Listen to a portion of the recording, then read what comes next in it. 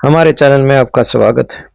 मैं शादी के बाद हर तरह से अपने पति को खुश रखने की कोशिश करती रही, लेकिन फिर भी मेरा पति मेरे साथ अच्छा व्यवहार नहीं करता था।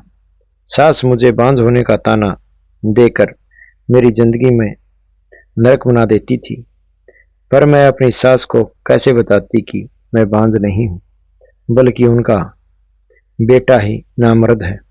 एक दिन शाम को मैं रसोई में काम कर रही थी, तभी मेरा पति घर आया और जब मैंने पीछे मुड़कर देखा तो मेरे पैरों तले जमीन खिसक गई, क्योंकि उसके हाथों में किसी और का हाथ था। मेरा नाम सीमा है। हम 3 भाई बहन थे और मैं अपने दोनों भाइयों से छोटी थी। सबसे छोटी होने के कारण घर में सबका बहुत दुलार मिला, जैसे मैं सबकी आंखों का तारा थी। मेरा बचपन बहुत मजेदार बीता, लेकिन बड़े होने के कारण मैं भी उस बचपन की मस्ती को याद करती थी। मुझे ग्रीष्मावकाश की छुट्टी बहुत याद आती थी, जब हम दिन भर लूडो खेलते और कभी घर घर का खेल खेलते, जिसमें मैं हमेशा दुल्हन बनने की जिद करती, लेकिन मेरा बड़ा भाई कहता कि तुम दुल्हन बनी तो हमें छोड़कर चली जाओगी। इसलिए वह मुझे संकेत पेन पकड़ाकर ही दुल्हन बना देता था। वही भाई आज सच्चाई के लिए मेरे रिश्ता ढूंढ रहा है, क्योंकि वह भी इस समाज की उस सोच को मान बैठा था कि बेटियां पराई धरोहर होती है, जिसे एक दिन अपने मायके को छोड़कर ससुराल जाना ही होता है।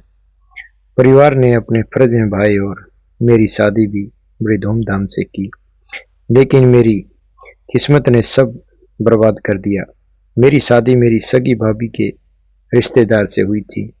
शादी के बाद का पहला साल तो शांति से बीता, लेकिन उस एक साल में भी जब मुझसे कोई खुशखबरी मिली तो मेरी सास और ननद ने ताने कसते हुए कर दिए कि एक साल हो गया, लेकिन अब तक खुशखबरी क्यों नहीं दी।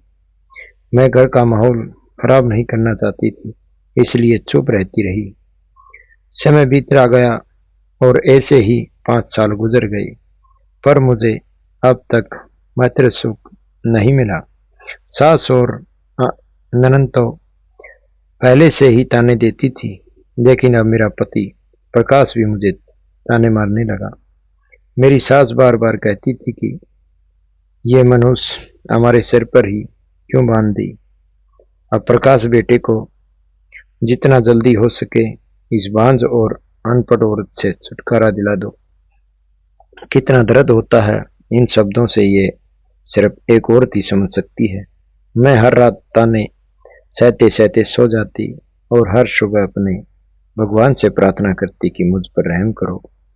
मैंने अपने पति से कई बार कहा कि वह डॉक्टर के पास जाकर जांच कराए, लेकिन वह हमेशा मना कर देता था। 7 साल ऐसे ही गुजर गए, पर मुझे कभी मां बनने का सुख नहीं मिला। एक दिन मैं रसोई में खाना बना रही थी, तभी अचानक प्रकाश घर आया। मैं बाहर निकली तो देखा आंगन में मेरी सास खड़ी थी और प्रकाश के साथ एक लड़की थी। मेरी सास ने उससे पूछा, बेटा प्रकाश, ये लड़की कौन है? तब प्रकाश मुस्कुराते हुए बोला, माँ, ये आपकी बहू है और हमने कोर्ट मैरिज कर ली है। यह सुनकर सास को दंग रह गई, लेकिन मेरे पैरों तले जमीन खिसक गई और मैंने सांसें जैसे रुकने लगी। अब यह नामर्द प्रकाश मुझे छोड़कर किसी और को बहू बनाकर घर ले आया। प्रकाश ने मेरे मुंह पर जबरन तलाक के कागजात पर दस्तखत करवा दिए और उसी लड़की का हाथ थामकर कमरे में चला गया।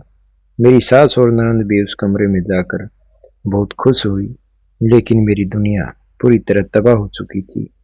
अब मेरे पास जिंदगी भर रोने के सिवाय और कुछ नहीं बचा था, क्योंकि मैं जानती थी कि जब किसी औरत का तलाक होता तो समाज उसे कैसे ताने देता है। तलाकशुदा लड़की को बहुत समझा जाता है, लेकिन मुझे कहाँ पता था कि शादी के बाद मेरी जिंदगी इस कदर बर्बाद हो जाएगी। मुझे कहाँ पता था कि मेरी गलती न होते हुए भी मेरे नाम का तलाक होगा और मेरी सास मुझे गालियां देकर घर से निकाल देगी। मैं चुपचाप अपने होठ दबाए बिना कुछ कहीं अपने कमरे में चली गई और अलमारी से अपने कपड़े और कुछ सामान एक बैग में भरने लगी। तभी मेरी नज़र उस 80,000 रुपये पर पड़ी जो मैंने 5 साल से अपनी ज़रूरतों से बचाकर जोड़े थे, जिन्हें प्रकाश कई बार कह चुका था कि उसे कई नई बाइक खरीदनी है और प्रकाश ने उसकी ख्याति पूरी करने के लिए पैसे जोड़ रही है। उन पैसों को देखते ही मेरे होठों पर कड़वी मुस्कान आ गई और मैंने सोचा कि कितनी पागल थी जो उसके लिए अपने प्यार को तरसती रही, जबकि वह मुझे कभी खुश रखना ही नहीं चाहता था। मैंने उन पैसों की तरफ देखकर कहा, प्रकाश, ये तुम्हारे लिए मेरी तरफ से शादी का तोहफा है। तुम तो हमें 80,000 की बाइक लेने की बात करते थे, तो ले लो ये। प्रकाश बस मुझे घूरता रहा और मैं आज अपनी आंखें फेर कर चुपचाप खड़ी रही। पता नहीं आज मुझसे इतनी हिम्मत कैसे आ गई कि मेरे दिन में इतने गहरे घाव होने के बावजूद मेरी आंखों से एक आंसू नहीं निकला। शायद इसलिए क्योंकि आज सबका व्यवहार देखकर लग रहा था कि जैसे उनके लिए कुछ हुआ ही न हो, लेकिन मेरे लिए तो सब कुछ खत्म हो गया था। जाते जाते मैंने अपनी सांसें संभाल कर कहा, ठीक है, मैं मनहूस ही सही, लेकिन आखिरी एक सास माँ के बराबर होती है। आपने मुझे कभी माँ का प्यार नहीं दिया, कभी अधिकार नहीं दिया, लेकिन जाते जाते कम से कम मेरे सिर पर हाथ रखकर इतना आशीर्वाद दे दीजिए कि मैं भगवान मुझे सब सहने की हिम्मत दे। मेरी सास ने चुपचाप मेरे सिर पर लिया और कुछ नहीं कहा। मैं सोचने लगी कि हे भगवान, इंसान इतना बेरहम कैसे हो सकता है। मैं खुद से ही नफरत करने लगी और भारी कदमों से घर से बाहर निकल गई।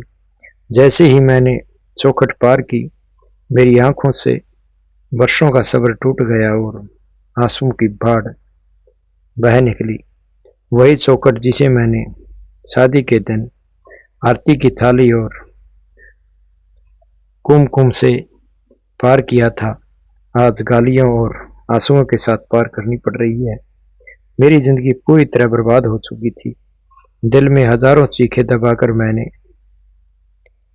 रिक्शे में बैठी और सीधे अपने मायके की ओर निकल पड़ी। जैसे ही घर पहुंची, दरवाजा खोला और अंदर कदम रखते हुए मुस्कुराने लगी ताकि किसी को कुछ पता न चले, लेकिन तभी मेरा जीजा सामने आ गया और भाई ने भी मुझे देख लिया। घर पर पहुंचते ही सब लोग मुझसे मिलकर खुश हुए, तो मैंने भी सबसे हंसते हुए मिलने की कोशिश की। माँ ने पूछा, सीमा, सब ठीक तो है? प्रकाश कहाँ है? अकेली कैसे आई है? तभी मंदिर से आरती की आवाज आई। मैं बिना कुछ चाहे आरती देखने मंदिर चली गई और वापस आकर माँ से बोली, माँ, बहुत भूख लगी है, खाना दे दो। माँ ने मेरे लिए खाना परोसा, लेकिन उनकी आंखों से सवाल ही सवाल थे, जिन्हें टालने के लिए मैंने चुपचाप खाना शुरू किया। माँ ने कहा, सीमा, तुम कह रही है कि तुम सफर से थक गई है, पर मैं देख रही हूँ तेरे मन में कुछ और है। सच सच बता, क्या हुआ है? प्रकाश ने कुछ कहा है? मैं पहले तो चुप रही और फिर माँ के सीने से लगकर कांपते हुए माँ प्रकाश ने सबके सामने मुझे बांझ गया और मेरी गलती न होते हुए भी मेरे नाम का तलाक दे दिया। यह सुनकर माँ को यकीन ही नहीं हुआ। उन्होंने कहा, सीमा, तुम क्या कह रही है? मेरा बच्चा? मैंने कहा, हाँ माँ, मेरा तलाक हो गया। यह सुनकर माँ की आंखों से आंसू बहने लगे। उन्होंने मुझे सीने से लगाकर कहा, सीमा, मेरे साथ ये क्या हो रहा है? हम इन लोगों को छोड़ने नहीं। मैंने रोते रोते कहा, माँ, जो होना था हो गया। अब मैं किसी से शिकायत नहीं करना चाहती, न ही कोई तमाशा बनाना चाहती। आप भी मुझसे कुछ मत पूछिए। माँ ने कहा, बेटी, हम तुझे कैसे छोड़ सकते हैं, तेरा हम पर हक है। मैं हल्दी मुस्कान लेकर बोली, माँ, मेरी जिंदगी पर तो जैसे ग्रहण लग गया। आप हक की बात कर रही है, हक का क्या होगा?